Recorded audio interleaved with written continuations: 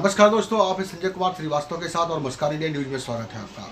तो आज मैं आपको लेके आया हूँ रानीबाग विधानसभा क्षेत्र में, जहाँ सकूर बस्ती कहलाती है। हम मिलाएंगे बीना शर्मा जी से, जो सुप्रसिद्ध समाज सेवी महिला है और शुरू से समाज के प्रति निछावर है।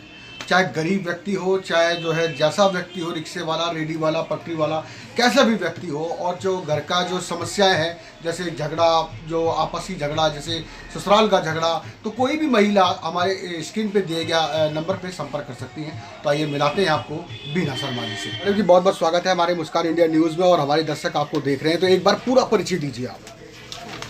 धन्यवाद। मैं जो भी दर्शक मुझे देख रहे हैं और यहाँ पे खड़े हुए सभी संपादक जी को भी बहुत बहुत धन्यवाद जो उन्होंने मुझे मंच पे आने का मौका दिया। जी। मैं पिछले 25 साल से समाज सेविका हूँ।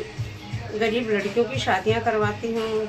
गरीबों जो बहुत ज़्यादा बेचारे मजबूर हैं उनको राशन तक वितरण किया जाता है। गरीब बच्चों को यूनिफॉर्म फ्री दी जाती है। गरीब बच्चों को शिक्षा दी जाती है और छोटे छोटे स्कूल बना रखे हैं हमने गरीब बच्चों के लिए। जी जी जी।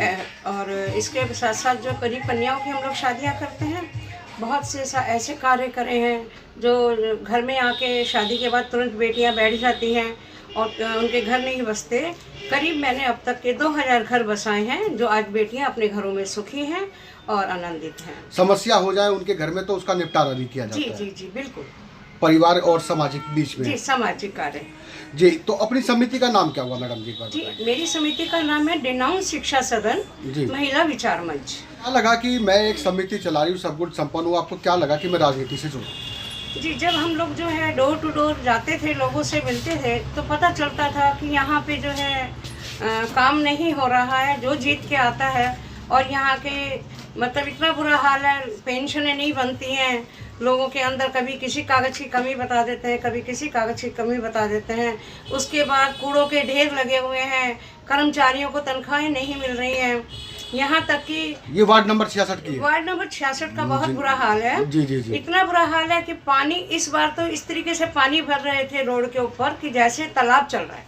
जी जी। इतना जल भराव रहा है। जी जी। और डेंगू, मलेरिया, मच्छर बीमारी पनप रही मलेरिया है। का था, मच्छर का था, और बहुत सारे ऐसे कार्य हैं जो यहाँ बिल्कुल नहीं हुए। जो कि मैं पहले भी मीडिया में बोल चुकी हूँ 2-3 बार कि यहाँ कार्य नहीं हुए। यहाँ की निगम पार्षद ने बिल्कुल कार्य नहीं किए। जनता उनसे परेशान है। यहाँ तक कि एक बार वो खुद आई थी सर्वे के लिए और खुद ही उस गड्ढे में गिर गई। जी जी जी। तो पब्लिक से कहने लगे अच्छा कोई बात नहीं, होता है। तो बहुत बुरा हाल था। तो सोचा कि शायद समाज सेवा हम भी कर सकें। अब हम घर से भी फ्री हैं और अपने कार्यों से भी फ्री है। तो समाज सेवा कर रहे थे। सोचा जनता अगर हमें इस तरीके का कोई मौका दे देती है तो शायद हम 66 नंबर वार्ड की कुछ सेवा कर सकें। जी जी जी। अगर आपकी राष्ट्रीयवादी पार्टी जो है, अगर आपको कोई पद देती है, आप निगम पार्षद बनते हैं, तो क्षेत्र में सबसे बड़ी समस्या, 3 समस्या बताइए जिनका आप समाधान करवाएंगे। सबसे अगर राष्ट्रवादी पार्टी मेरे को अगर टिकट देती है, मैं खैर इसमें उपाध्यक्ष हूँ दिल्ली की, अगर मुझे ये लोग पद देते हैं तो सबसे पहले तो यहाँ का जो सड़कों का निर्माण है और नालों का जो सीवर भरे हुए होते हैं, सबसे पहले यहाँ ये बीमारी से मुक्त करना है 66 नंबर वार्ड को। तो मुझे ये कार्य करने हैं। उसके बाद जो इन्होंने दिल्ली सरकार ने पेंशनें बांधी हैं, विडो पेंशन और 60 साल वाली पेंशन। क्या है कि विडो पेंशन तो उन्होंने बांध दी है, चल रही है, लेकिन 60 साल वाली पेंशन इन्होंने बंद कर दी है जी। क्योंकि 60 साल वाले जितने भी बुजुर्ग आदमी हैं, घर से मजबूर हैं, कहते हैं मैडम जी पेंशन बंधवा दो, मैडम जी पेंशन बंधवा दो। तो कोई मतलब ये बोल दिया जाता है जी पेंशन पीछे से बंद है। अजी पीछे से कहाँ से बंद है? यही लोग देने वाले हैं, जनता को गुमराह कर रहे हैं। बीजेपी सरकार है, नई नई चीज़ें और चलाई जा रही है। अरे भाई, जो 60 साल वाली पेंशन है वो क्यों बंद करी जा रही है? रीजन तो इस तरीके के कार्य हैं जो हमें बहुत से रोकने हैं। इसके बाद जो तीसरा है वो पार्कों का है। पार्कों का काम है, जहाँ पे गंद फैल रहा है, कूड़ेदान है जो सड़े, इतनी बदबू आती है कि स्कूटर गाड़ी लेके निकलो भी तो नाक पे कपड़ा रखना पड़ता है। तो इस तरीके के बहुत से कार्य हैं जो हमें यहाँ करने हैं। बहुत सुधार करना है, बुजुर्गों के लिए सुनवाई करनी है, और गरीब कन्याओं के लिए पहले कांग्रेस के टाइम में सरकार पैसा देती थी, जो उन्होंने वो भी बंद कर दिया है। उनकी शादी पे भी 20,000 रुपये दिया जाता था। अब वो भी बंद कर दिया है। मैडम समाज सेवा से जुड़ी हुई है तो मैं बात पूछना चाहूँगा, स्कूलों के अंदर लाडली योजना भी चलाया गया था, क्या जो अभी भी क्या लगता है इसके मामले में? मैंने कई जगह से सुनवाई आई कि उसमें भी कुछ धांधलेबाजी है। जी, जो कांग्रेस की नीतियां थी, जो कांग्रेस ने चीज़ें चलाई हुई थी, अब इन्होंने उसको इग्नोर करके अपना नया ई श्रम कार्ड चला रहे हैं जी, कहीं ये लेबर कार्ड बना रहे हैं। अरे भाई, जब एक तरीके से आ रहा था पैसा, वो क्यों नहीं दिया जा रहा? नई नई आप लोग अपनी वो नीतियां दिखा रहे हैं जिससे कि जनता को गुमराह करना। एक आधी बार पैसा आता है, उसके बाद किसी चीज़ में कोई पैसा नहीं आता है। जनता की कहीं सुनवाई नहीं हो रही है। जनता बार बार ये कहती है, दिल्ली में हर तरह से पानी फ्री दे रहे हैं, बिजली फ्री दे रहे हैं, और यहाँ तक कि बच्चों ये मोहल्ला इस तरीके के मोहल्ला क्लिनिक बनाए जा रहे हैं, महिला सुविधा भी की है, महिला सुविधाएं भी दी है। लेकिन ऐसा कुछ नहीं है। शराब जरूर इन्होंने एक के साथ एक फ्री कर दिया है, जो कि नहीं होनी चाहिए थी। मेरा केजरीवाल जी से कहना है, केजरीवाल जी, जब शराब आपने फ्री कर दी है तो क्यों ना आप नलों में पानी की जगह जो है शराब दें, जिससे जनता आपको वाह वाह करेगी। अरे भाई, इसका तो कोई फायदा नहीं है। एक के साथ एक बोतल आप फ्री दे रहे हैं तो उससे तो घर में बीवियां पिटती हैं, आपका कुछ नहीं गया। बच्चों बेरोजगार बैठे हैं आपका फ्री देने से। जो आप फ्री दे रहे हैं उसकी वजह से आज बच्चों को नौकरियां नहीं है, घरों में रोटियां नहीं बन रही हैं, बच्चे चोरी कर रहे हैं, छोटे काम जाके कर रहे हैं। बीएड एमए बच्चे पढ़े लिखे, तो उसके लिए आप ये बताइए ना कि दारू फ्री सिर्फ अपने लिए, अपना सरकार ने फायदा देखा है। घर उजड़ रहे हैं, मार पिटाइयाँ हो रही हैं। जो केस हमारे पास आते हैं सिर्फ शराब के लिए, कि वो बेटियां, वो बहुएं जो रोती हुई हमारे पास आती हैं, तो दिल्ली सरकार अपनी नीतियों को हटाए, चेंज करे।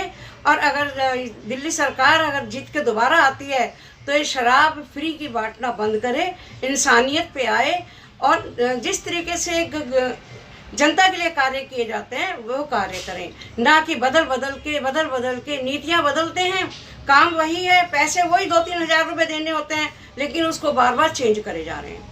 तो यही कहूँगी कि अगर हमारी सरकार को एनसीपी को आने का मौका मिला तो हमारा यही है कि जनता के दुखों को, उन दुखों को देखना जो जैनमन वो दुखी हैं, उनके हम मुफ्त मुँह नहीं लगाएंगे। बहुत बढ़िया, बहुत बढ़िया सर। इसके लिए हम बहुत बार रो चुके हैं, अपनी आत्मा से रोए हैं, और हमने ये फैसला किया है हमारी एनजीओ के थ्रू कि हम ये हमारे स्टैंडर्ड के घरों में ज़्यादा गंदगी है। आज भी जो बेचारे गरीब झुग्गी वाले गांव वाले लोग हैं, उनमें थोड़ी सी इंसानियत है। वो पेरेंट्स की इज्जत करते हैं, उनका कहना मानते हैं। लेकिन जो हमारे बड़े घरों से गंद चल रहा है कि सारा दिन बच्चे बाहर रहते हैं, डॉटर इन लॉ भी बाहर रहती है, बेटे भी बाहर रहते हैं, रात को घर में घुसते हैं तो माँ बाप के ऊपर चिल्लाते हैं, और यही कारण होता है कि उन्हें अपने पेरेंट्स अच्छे नहीं लगते और उन्हें वृद्धाश्रम में जाना पड़ता है। तो इसके लिए हमारी जो डिनाउंस शिक्षा सदन एनजीओ ने एक फैसला लिया है कि हम लोग ये डिनाउंस की तरफ से एक वृद्धाश्रम नहीं, ओल्ड एज क्लब बनाना जा रहे हैं। जी। जिसमें कि मॉर्निंग में लोग अपने घर को छोड़ करके जहां अकेले पड़े रहते हैं वो वहां आए, सारा दिन खाएं पिएं खेलें एंजॉय करें, अपने मन की बात एक दूसरे से शेयर करें, और शाम की चाय पी करके वो अपने घर वापस लौट सकते हैं। बहुत बढ़िया बात करूँगा मैं आपके ब्राह्मण सभा की, और क्षेत्र बाई क्षेत्र घूमता हूँ, जाता हूँ, मैं वहाँ पे देखता हूँ। किसी जात बिरादरी की आलोचना नहीं करना चाहूँगा, ना किसी जाति धर्म को आलोचना करना चाहूँगा, लेकिन कहीं ना कहीं 80% अगर ब्राह्मण उच्च दर्जे में बैठा हुआ है तो 20% ब्राह्मण जो है लोअर तबके का है। आज मैं बात करूं उस मंदिर की जहाँ पे पूजा पाठ चढ़ावा जजमान पहुंचा करते थे, तो इस बीमारी के कारण, कोरोना बीमारी के कारण, लॉकडाउन के कारण उस मंदिर में कोई जजमान वगैरह नहीं जाता। कारण ये कि ब्राह्मण भाई काफ़ी मजबूर हो गया। क्या सरकार से ब्राह्मण भाइयों को भी मदद मिलनी चाहिए? जी देखिए, सारे तो मंदिरों में काम नहीं करते हैं ब्राह्मण, ठीक है। कुछ परसेंटेज जैसे कि 10% ही मंदिरों में पूजा पाठ करके और ज्योतिष से अपना कमाई करते हैं। ये सच्चाई है कि ब्राह्मणों की तरफ नहीं देखा जा रहा, उनकी सुनवाई नहीं की जा रही। आज 50% ब्राह्मण बेरोजगार बैठा है। कोई एमए करके 7,000 की नौकरी कर रहे हैं, 5,000 की नौकरी कर रहे हैं।